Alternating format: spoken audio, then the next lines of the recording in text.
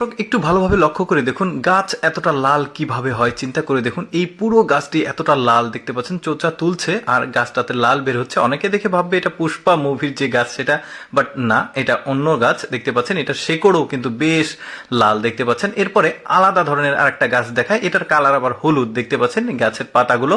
আর এটা কাটলে দেখুন কতটা হলুদ। আর এই গাছ কিন্তু কিছু প্রয়োজনীয় কাজে ব্যবহার করা হয়, সেটার জন্য এটাকে সুন্দরভাবে কুচি কুচি করে কাটা হচ্ছে। বেশ চমৎকার হলদেটে গাছ।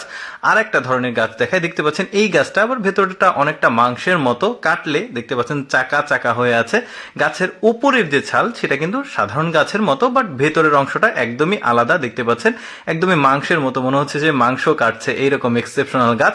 তারপরে আরেকটা গাছ দেখায়, দেখুন এই গাছটার আবার আলাদা ধরনের লাল, কাটলে ভেতরটা একদমই ধীরে ধীরে লাল হচ্ছে, একদম সাইড দিয়ে লাল আর মাঝখান দিয়ে সাদা। আরো অনেক এক্সেপশনাল গাছ দেখাবো, যেমন এইটা দেখতে পাচ্ছেন ছাতা গাছ, বেশ চমৎকার। প্রতিটা ডালে একটা করে ছাতার মতো গোল শেপ আছে, বেশ চমৎকার। এরপরে আরেকটা অদ্ভুত ধরনের গাছ দেখায় আপনাদেরকে, দেখতে পাচ্ছেন এটা প্রায় কয়েকশো বছরের পুরনো গাছ। গাছটার নাম ঠিক আসলে আমি জানি না, কারণটা হচ্ছে যেখান থেকে ফুটেজগুলো সংগ্রহ করা ছিল সেখানে গাছের নাম সবগুলোর উল্লেখ করা ছিল না।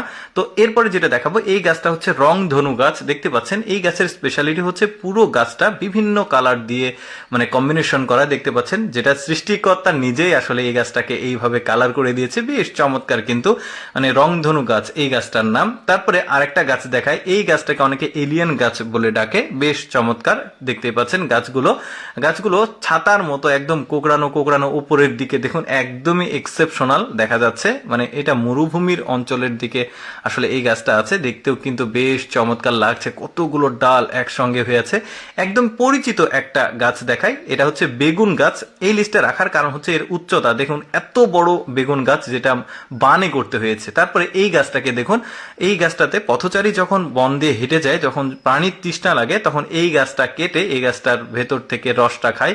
দেখুন পানির মতো টপ টপ করে পড়ছে। কোনো গাছে কিন্তু এত পরিমাণ শরবতের মতো পানি থাকে না, বাট এই গাছে আছে কিন্তু, সবই সৃষ্টিকর্তার নিয়ামত আসলে। এই গাছটাকে আমি লিস্টে রেখেছি এই ফুল গাছটাতে, কারণ একটা গোলাপ ফুলের গাছে কয়েক রকমের গোলাপ ফুল ধরেছে, হলুদ, লাল, খয়েরি, গোলাপি, বিভিন্ন ধরনের, যদিও কলম সম্ভবত করা আছে বা অন্য কিছু হতে পারে। এই গাছটাকে দেখুন অনেকটা চেয়ার বা খাটের মতো করে শেপ করা হয়েছে। গাছটাকে ছোটবেলা থেকে এইভাবে আসলে একটু চাপ দিয়ে তৈরি করেছে, লিস্টে রাখার কারণে এইটাই।